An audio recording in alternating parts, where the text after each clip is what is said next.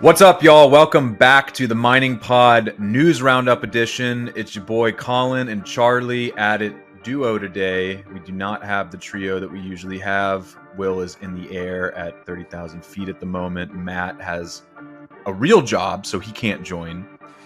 So Charlie and I are going to be going over the top headlines for mining this week. Charlie, how you doing? I'm doing fantastic. We've got a big show. It's like while we were prepping for this, more news came out. We have the Foundry Layoffs, Marathon, Mawson, other stuff. Before that, I think we have a word from our sponsor. Are you a retail or institutional investor interested in Bitcoin mining companies? The Miner Mag brings you free data and analysis from all major NASDAQ-listed Bitcoin mining operations to know who stands out. Check out visualized metrics and data-dependent stories at theminermag.com. Thanks for listening to the Mining Pod. Want more? Subscribe to our main feed on Apple, Spotify, YouTube, or wherever else you get your podcasts for another weekly show on Bitcoin stocks. And check out our newsletter at miningpod.blockspace.media today. So yeah, like Charlie said, I thought this was going to be kind of a boring week, and then some news broke right as we were getting ready to record. I frantically typed up an article for it, tweeted about it, and we will get to that as our second news item. As Charlie said, or third news item. As Charlie said, we've got news on Foundry's recent round of layoffs, some reporting that Blockspace broke, Marathon acquiring a Windfarm, Mawson getting filed for an involuntary petition for Chapter 11 bankruptcy by its creditors, and also some updates on PP&E spending and equity and debt financing by public miners year to date for 2024. And for this week's Cry Corner, stop mining cryptocurrencies in university buildings. This has been a perennial story since at least 2017. But before we get to that, per usual, we've got to hop on over for a difficulty, hash rate, and hash price update. So we're going to hop over to hash rate index from our friends from Luxor. And as you can see, Bitcoin's hash rate hit an all-time high on the 7-week average of roughly 790 exahashes a second a couple weeks ago. Since then, it has been trending downward. Could be typical variance, although I do wonder how much this storm that slammed into the Northeast and the Midwest and even found its way at least partially down south. My family in Nashville had snow the other day. That's basically unheard of for December. But wondering how much of that storm actually impacted operations around those areas. I don't know if you've heard anything, Charlie, from any of our friends in the mining industry, if they were dealing with outages or had to curtail as a result of that. Yeah, I don't know, because the thing is now we're like Russia and the US are closer in hash rate than they were this time last year. And if we just look back, I mean, hash rate is roughly the same amount it was at the end of October. So I think we saw that little spike in mid-November indicating that there is more hash rate which can come online. So whenever conditions prove favorable, I think we should see that resume a bit. But we did see like hash rate kind of mercifully for 2 difficulty adjustments slow down. I mean, we are just hot off a modest upwards difficulty adjustment, up like 1 or 2%. That's to be expected. I would say that's a very normal boilerplate difficulty adjustment during normal times in the network. And hash price is pretty flat, I think, over the past 2 months. Like, how about that? We've got a flat hash price of like 59, 60 some odd dollars per petahash per day. That's profitable for a lot of miners. So you do love to see We're back in the green, baby. The dog days are behind us. Your S18J Pro makes money on a median cost of power. Like, we're so back.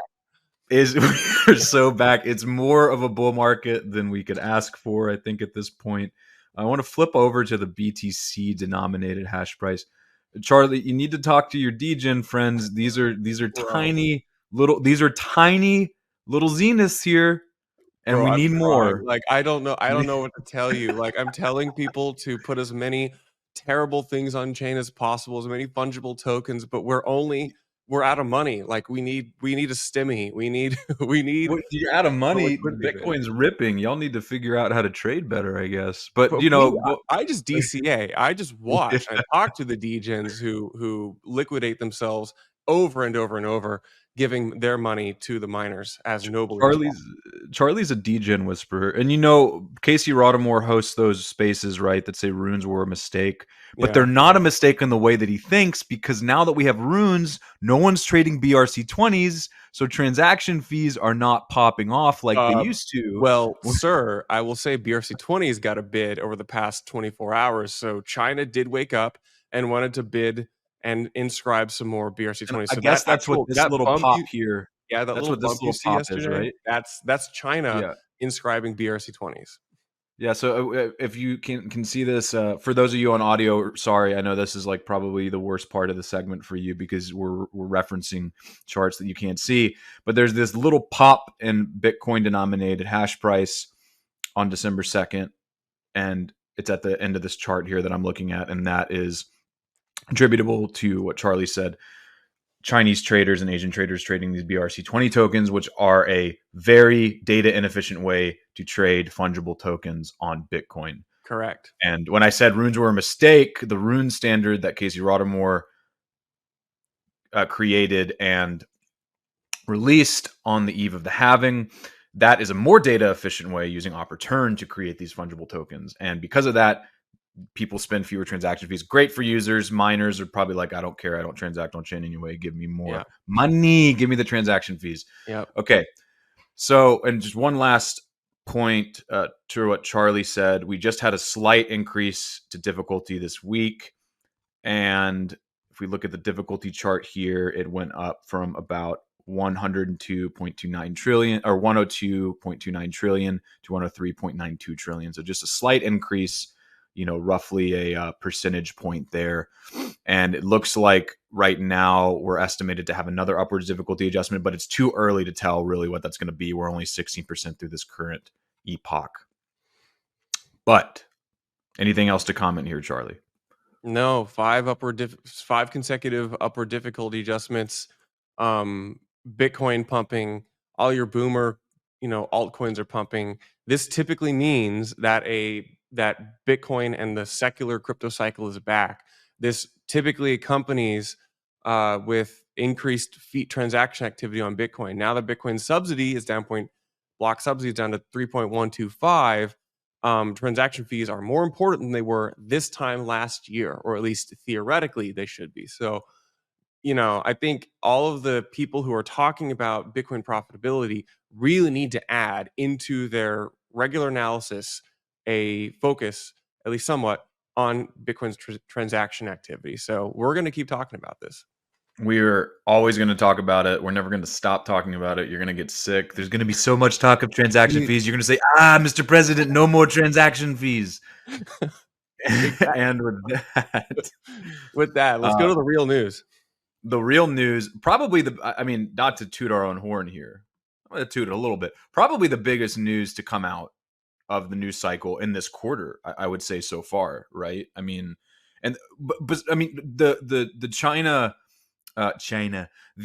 halting of Bitmain units at ports of entry in the U.S. also a huge story that we are going to do some follow-up reporting on once we have more information. But this headline: Foundry lays off 27% of workforce, shuffles employees to DCG entity Yuma. So yesterday, Foundry held an all hands following management dismissing key personnel within various business segments. Foundry operates not just the world's largest Bitcoin mining pool. They also have a slew of other business lines for Bitcoin mining services like site operations, ASIC repair, ASIC brokerage, hardware, R&D, all of these other things. They've got a logistics arm. A lot of different business lines were impacted by this. Now, just to clear the air on something, we originally published this as Foundry laying off 60% of its employees. Between 40 and 60% is what we heard from multiple different sources. We were comfortable with that 60% figure. Mike Collier called me afterwards. Mike Collier, the CEO of Foundry, despondent. saying that the real number was nowhere close to that. And then he gave me this 27% figure after our reporting was already out. A few caveats with this, and I don't know if this will be published before our follow-up reporting. We have since talked to multiple employees of Foundry, current and former, that said that the 27% figure is not accurate in terms of the full scope of both layoffs and of the reshuffling of employees to these new entities, which I will get to in a minute because that's a big part of this story. Where the discrepancy came from, I think, and we're going to cover this in our follow-up reporting, is that there were actually multiple rounds of layoffs. So our sources alleged, see, I'm throwing that in there. We got the allegedly. Our sources Multiple alleged sources that alleged. Yeah. our sources claimed that last month, Foundry dismissed the entire site operations team for a Bitcoin mining farm that Foundry manages for Poulin, which is located in Texas. So that is probably not included in this 27% figure because that 27% figure is specifically related to the layoffs that were announced yesterday. There were also employees, at least one that we know of currently, and there could be more that were laid off a couple of weeks ago as well. And so I think that what was lost in translation here between what we were hearing from sources at Foundry and current and former Foundry employees versus what Mike was telling me is that Mike is reporting on the figure from the day of those mass layoffs, whereas our sources were saying actually there's been a paring down of headcount over the last month. Additionally, I have a feeling that the headcount that I'm being given as an official count from Foundry does not include contractors, which Mike said that there either were no or very few contractors when I was talking to him after reporting. I have since talked to multiple former and current employees that said that actually, yeah, there were quite a few contractors, many of whom were in India. And those contractors and full-time employees in India, that segment of the business was not like completely gutted. One source said that it was completely gutted. Another said that it was a significant reduction in headcount, but a lot of those employees impacted as well. And the last thing that I'll say about this story, that there's a lot to unpack here. Like I said, we're going to have follow-up reporting on this pretty soon. I don't know if it will be live on the site by the time that we publish this podcast. It might be, though. But within this story, there is a larger conversation of DCG, Digital Currency Group, which is the parent company of Foundry, completely restructuring aspects of Foundry's business to the extent to which they are peeling off entire business lines and creating new companies from those business lines. So the one that we report on here is Yuma. Yuma is an AI, decentralized AI, whatever the hell that means, effort within Foundry that DCG has peeled off. Roughly 20 employees, according to documents that Blockspace reviewed, are going to be taken from Foundry and placed under the Yuma umbrella. So that's one aspect of this reshuffling, and that those figures will not be included in the 27%. The other aspect of this is that Foundry is going to peel off another business line, which we will report on soon. And there are roughly 18 to 20 employees, according to sources close to the matter, that are going to be peeled off from Foundry and placed into that new company. So I think those numbers are also included in here in terms of what we were told by some of these current and former Foundry employees when they said roughly 40 to 60%. Many of them said it's at least half of the workforce has been affected by these layoffs and business reshufflings. So all that said, this is just an incredible development for the largest mining pool in the business. At the time of our reporting, Foundry had about 30% of the entire Bitcoin network hash rate. According to a DCG shareholder letter, the company earned $35 million in revenue in Q3 from all of its business lines, and it's on pace to earn about $80 million in revenue from its self-mining arm alone, which would put it roughly in the bucket of like a Hive Digital or a Bit Digital in terms of 2024 revenue.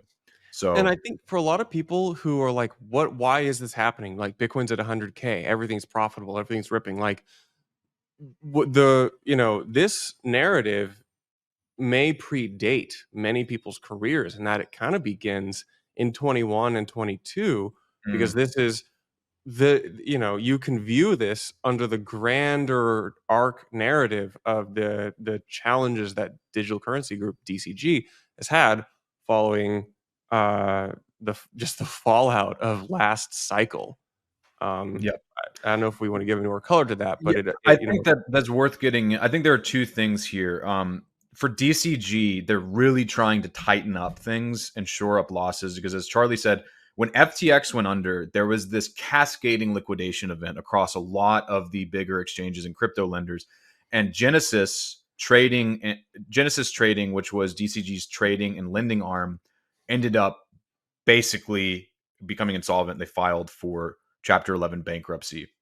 Now there's a lot of sour grapes about that, and I honestly don't know all the details about who owned what to whom, but basically Digital Currency Group had to pour hundreds of millions of dollars into Genesis during this whole debacle. Genesis Trading said that they actually owed them. DCG owed Genesis like upwards of $1 billion, which is just an insane number. And that's all been settled, as far as I can tell. Currently, if it hasn't been finalized, Genesis was cleared to disperse money to creditors. Also, DCG and Genesis settled in court over that dispute about what was allegedly loaned to, or the money that DCG allegedly owed to Genesis. So all of that's kind of been squared, but it does, to Charlie's point, underpin this fact that DCG was incredibly hampered by the fallout of the last bull market and the ensuing bear market. They sold CoinDesk for roughly $75 million, according to reporting from Fortune, to Bullish Exchange, which is the exchange that was started by the EOS Foundation. Little fun tidbit there. And one last thing to note about Foundry here, and then we can move on, unless you have one last thing to say, Charlie. Foundry made a name for itself within the institutional and public Bitcoin mining industry for having the lowest fees possible for a pool. They were charging like 0% to some of their largest clients, which is crazy when you consider they are an FPPS pool like many other pools. And if you're charging no fees, you're already taking on risk, because FPPS pools guarantee payouts according to a hash price rate, right? So you are assuming risk that when you're super unlucky, you're still going to pay out your clients. Obviously, when you're lucky, you make money from that, but you're not charging any fees for taking on this risk. It's pretty crazy. It's almost like loaning someone money without charging a rate of interest in a way. And so the 0% interest, or the 0% fee thing, I think is really integral to this story, because Foundry's largest business line, its mining arm, was probably hemorrhaging money because of the FPPS scheme. I don't know that for sure. I have no eye into their financials. This is speculation based upon experience in the industry. So, like, the context of how we got here and the context of the Foundry layoffs do matter. Like, we, as Colin said multiple times, we will continue reporting on this story, try to flesh it out, and provide more clarity as we get more information. The last note I want to make on this with regards to how luck would impact this business line, especially with 0% fees. In this DCG shareholder letter, they have a note on pool luck, and they say, and I quote, "As such, the following discussion will not reflect the positive $10 million in revenue and EBITDA generated by pool luck in Q3, thumbs up, in 2024, negative $44 million in Q2 2024, thumbs down, positive $18 million in Q3 2023, negative $27 million year-to-date 2024, and positive $30 million year-to-date 2023. So that negative $27 million year-to-date for 2024, they're basically saying that that pool luck has impacted their bottom line as a result for Foundry's mining business. That's from the DCG Q3 shareholder letter. Anyway, put a cap on this story. Like I said, check out our website. We should have follow-up reporting on this by the time this pod goes live. If not, it will not be. It'll be soon behind. There's a number of other stories too, not just related to the layoffs, but related to some of these business spinoffs that we'll also be reporting on that will be of interest to our listeners and readers. Today's show is brought to you by Digital Shovel. Digital Shovel is a leading manufacturer of modular mining pods as well as PDUs and switchgears. Unlike many other competitors, their product is designed and manufactured in North America with a complete UL inspection on the entire unit, not just individual components. Additionally, Digital Shovel is one of the most vertically integrated manufacturers of over 75,000 square feet of sheet metal shop, SMT and wave solder PCB assembly, as well as final assembly all under one roof in Toronto, Canada. Their price point leads the industry when compared to products with rates as low as $69,000 per megawatt for a complete data center with smart PDUs and switchgears. To learn more, visit digitalshovel.com. This is a really cool news story, which is the Mara acquires a wind farm in Texas. So a lot of people might be like, okay, just another Bitcoin miner requiring, power infrastructure. Well, this has a couple interesting twists to it. So first of all, it's an actual wind farm. Marathon has primarily been a hosted company as they kind of experiment with transitioning to vertically integrating.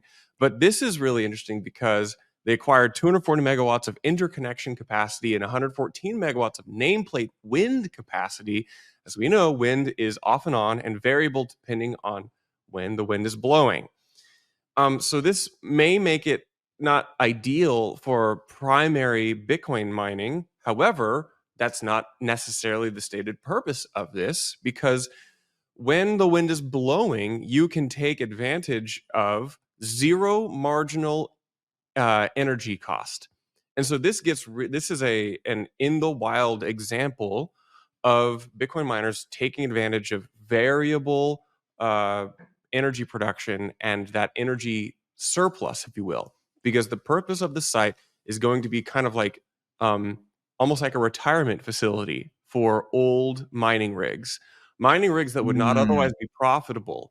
And so this is a place to take your mining rigs, or their mining rigs, I assume, which are currently not making much money on the power, which is low cost but not zero, but like reliably delivered, and putting them onto this like kind of opportunistic site, which it's not going to cost you anything, so you always get zero cost power, zero marginal energy cost power, but you'll sacrifice uptime. So this is really, really interesting. I think this meta overall should continue, especially now as we have a lot of wind power being built out in the United States. It's variable, but it's zero marginal cost. And so this is a great demonstration of that. As Fred Thiel, Marathon's chairman and CEO, says, this acquisition serves as a blueprint for how the energy and data center sectors can collaborate to create long-term value while advancing sustainability initiatives. So it checks the box. If you are a green energy person, or rather a green wind energy person, and you're a hardcore Bitcoin miner, energy cockroach narrative person, this is all of those things. So this is Bitcoin being a pioneer species, if you will, in the energy Throw a bone business. to Brandon Quinton. Yeah. You have anything to add on that, Colin? I really like you highlighting this idea that this is where old Mara machines go to retire. It is. It's a retirement facility. Before they enter hospice care, this is the retirement home for the S19J Pros. Unironically, yes, that's what this is. Yeah. Yeah, and there's a part of me that wants to be skeptical about this, because I think that wind energy is like the mid-curve renewable energy play. They're super expensive to build. They really don't make economic sense. Their carbon footprint is actually much larger than anything that they're reducing from their operational lifetime. Here, but what's up? You're preaching to the choir. I know for sure. But so I have to get the negative out first, because I do think that this is an interesting play from Marathon. Obviously, these wind farms are not going to have 100% uptime like something like a Grid Connect or behind the meter nat gas, or behind the meter hydro or nuke would have. But and behind the meter nat gas might not even have 100% uptime, so I'm going to correct that. But for the wind energy, it's going to be super cheap for them, and it does give them the optionality to sell to the grid, probably, since they have an interconnect, whenever they think that it's more profitable to do so. I think this flexibility is super interesting. The Bloomberg headline for this said Mara buys wind farm as AI chokes energy points, or something like that. That's not the narrative. That's not the narrative you should have for this. It's not. because the AI data centers are never going to use wind anyway. But I do think, though, that maybe there's a point there in the sense that looking for these niche opportunities, especially in places like West Texas, where there is a huge penetration of solar and wind farms, it could present some pretty interesting operational opportunities for these Bitcoin miners and give them the ability to flex into the grid to sell energy, give them the ability to, like you said, retire old rigs on a super low cost site. So I'm really curious to see how much they paid for this, because Yeah. that was not, from what I could see, I didn't see anything in the SEC filings. I think that will not be filed until this is finalized, because it sounds like they've entered an agreement, but they haven't written the check yet. But they have. They did recently issue a senior convertible note offering that they think will net them roughly $835 million. So, maybe an indication that's not going to cost that much, but they are trying to finance pretty heavily right now. And just to tie a knot on this, as I said, and as I will continue to say, in a future where Bitcoin's hash rate is determined by weather events, the best hash rate futures and derivatives traders will be meteorologists. So that's if I were gonna study Bitcoin, I'd go into meteorology. You heard it here, folks. Go study meteorology and become a weatherman for Bitcoin miners, not for your local news channel. There's no future there, says the independent media company. Yeah. Okay, on to our next story, which will be pretty short because this is the one that we broke while we were preparing to record. Creditors file involuntary petition for Chapter 11 bankruptcy against Mawson.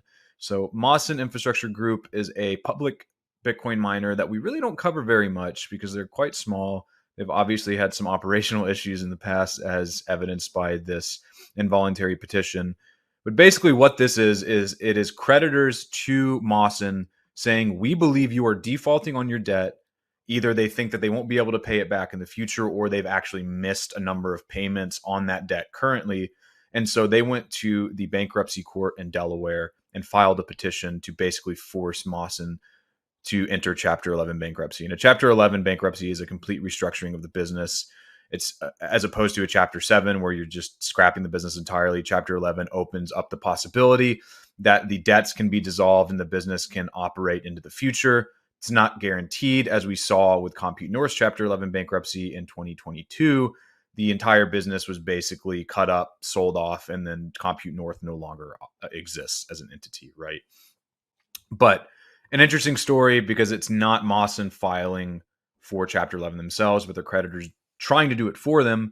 And those creditors are seeking $13.78 million in claims against Mawson.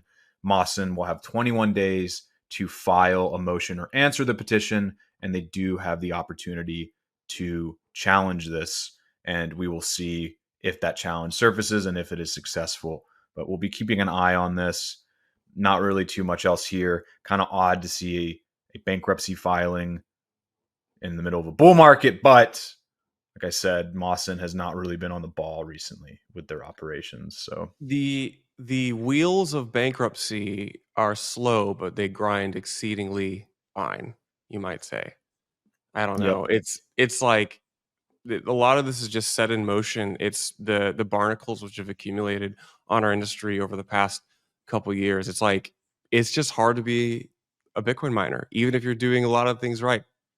That's why I'm trying to get out. So this is what Charlie's trying to say. Peace. I see all my friends still 100K Bitcoin in hard times. I'm like, I feel you guys.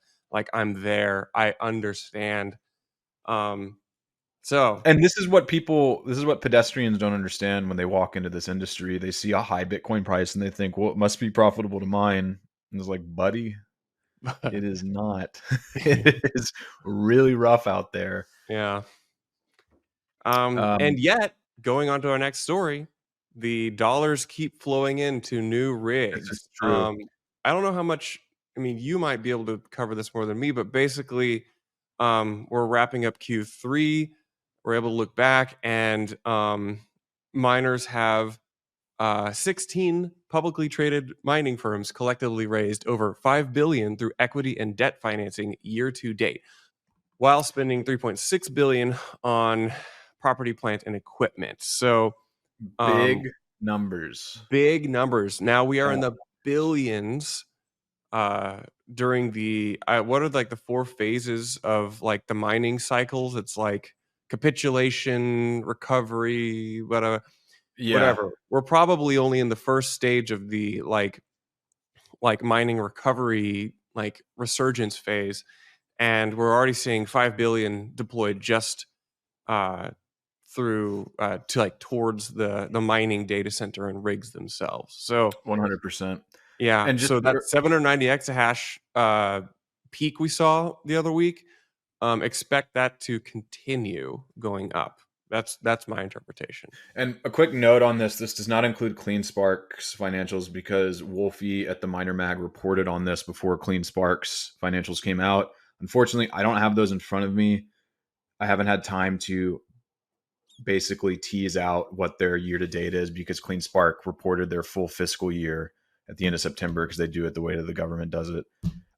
If anyone here is listening that has influence, please stop. Like everyone who does this, I'm not singling out CleanSpark, this whole fiscal year bullshit, just make it the calendar year. I mean, Jesus Christ, guys. This like 2024 does not end until the end of December.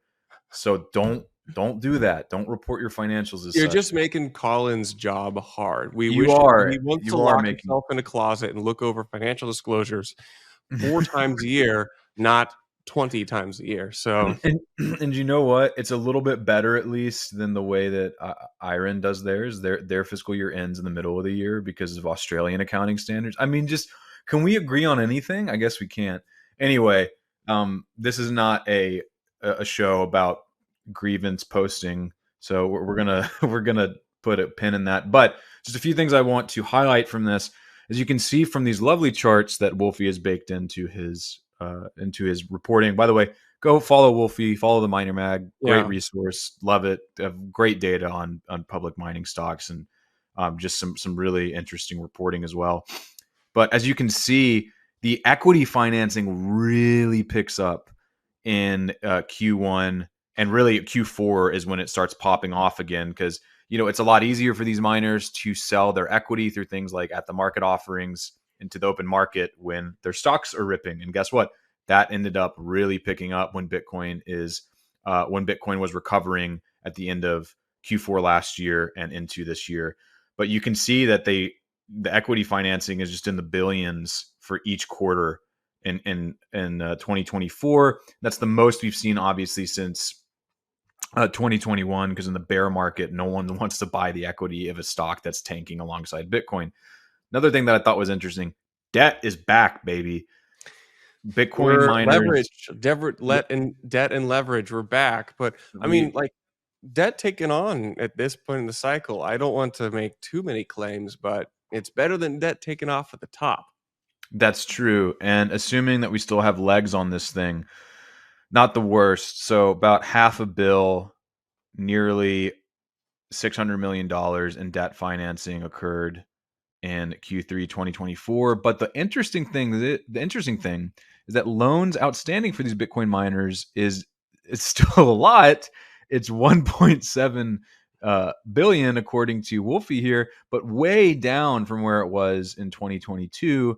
And that, led to a lot of financial hardship for some of these miners. Obviously, we know that Core Scientific went into Chapter 11. They emerged on the other side. One of the biggest comeback stories of the recent years.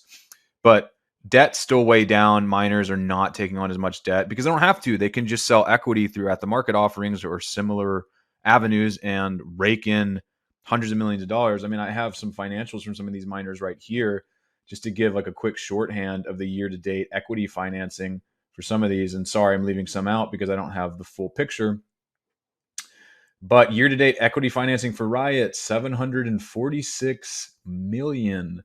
I don't have Maris here, but it's also probably quite a lot. Core Scientific, $57 million. Iris Energy coming in at $792 million year-to-date. Bitfarms coming in at $248 million. Hut 8 not having much at all there. Hive coming in at $35.92 million. Bit Digital coming in at $131.7 million. TeraWulf coming in at 192.91 million, BitDeer coming in at 163.95 million, and Cypher coming in at 225.18 million. That's from equity alone. A lot of those are at the market offerings. These are revolving lines where, well, they're not lines, but they're basically a revolving offering where these miners will sell equity onto the open market through an investment bank. And that's just staggering numbers. And the last thing I want to point out is net spending on PP&E. This is property, plant, and equipment, up to 1.5 billion for Q3, 1.1 billion for Q2, and 1.2 billion for Q4. Most spending on PP&E we've seen last quarter since Q1 2022. These miners are not stopping, and that's why we are going to get to a Zeta hash sooner rather than later. But probably not going to happen this year. So we'll see. Probably not going to happen. In the competitive world of Bitcoin mining, one name stands out: CleanSpark, America's Bitcoin miner. At CleanSpark, efficiency isn't just a goal, it's our standard. Our sophisticated facilities are built and led by expert teams who care about Bitcoin and the communities we work in. Scale? We've mastered it. Our large-scale operations have set us apart in the industry as examples of community-oriented building. Our track record speaks for itself. We navigate the complexities of the new economy with precision and with skill, continuously achieving operational milestones. Curious about how we do it? We invite you to discover the story behind CleanSpark's success at cleanspark.com. Even the university professors are helping get us to a Zeta hash, bring us to our last story. It is always somebody in academia who's out there sneakily mining cryptocurrency in some attic or basement or something. Here we have in Poland at the University of Wrocław in their law department. Yeah, I've got no idea. You could say it better than I could. So, yeah, it's just it started smoking. There was a short circuit because they most definitely did not have a licensed electrician running this thing. And police saw the smoke, found quote multiple devices consuming quote a very large amount of electricity. Again, the article says cryptocurrency uses advanced graphics cards to solve complex calculations. Sure, they don't, but whatever. They don't report on this. Yeah. The devices have been handed to Poland's Central Bureau for Combating Cybercrime.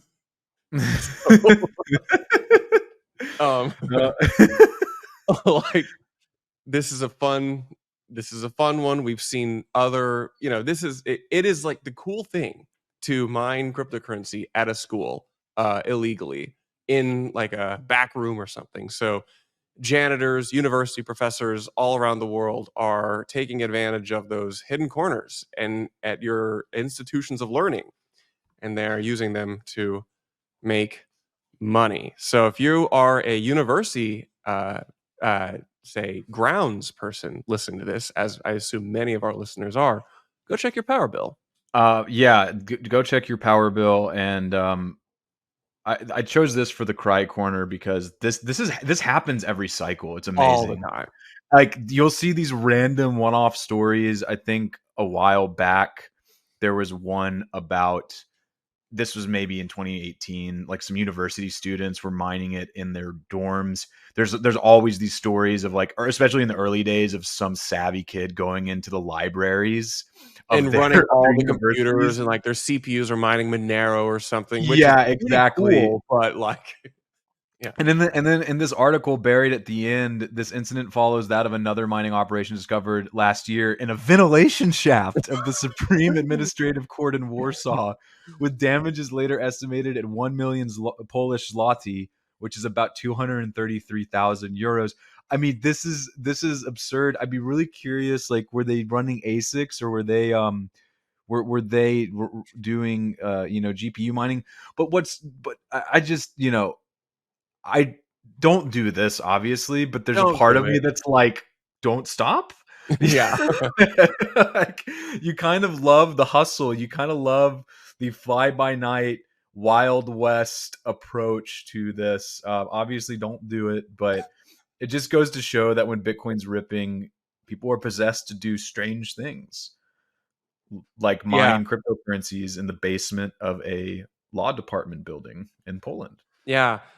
These days, you don't have to necessarily break the law in most countries to mine cryptocurrency legally, which is great. Love to see that.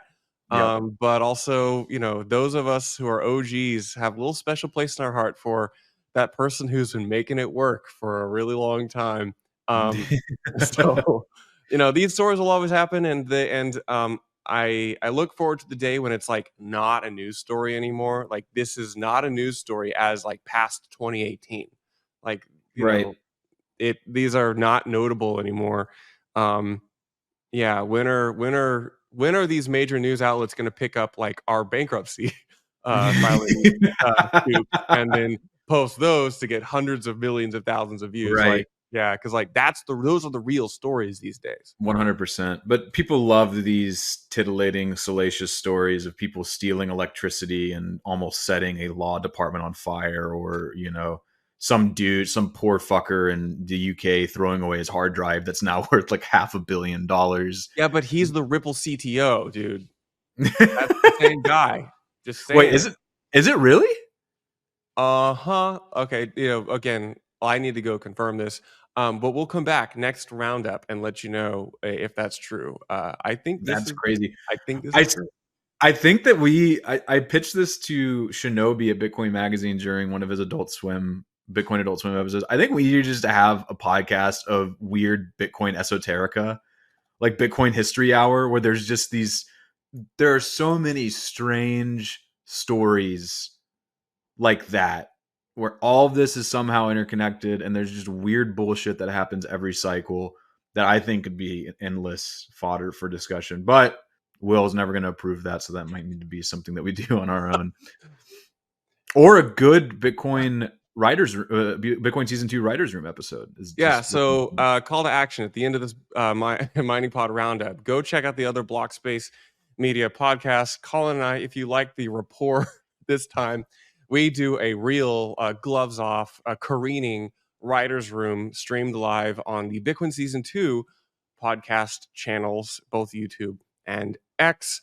Go check those out. Make sure to check out the Gwart Show and hit our newsletters. We are coming to you with scoops. If you want to know more about the Foundry news, about the Mawson bankruptcy, about other positive sounding stories, we will scoop those in the Mining Pod newsletter. So hit those up. Newsletter at miningpod.com. Newsletter at newsletter.blockspace.media. Yes, correct. The link in the video description.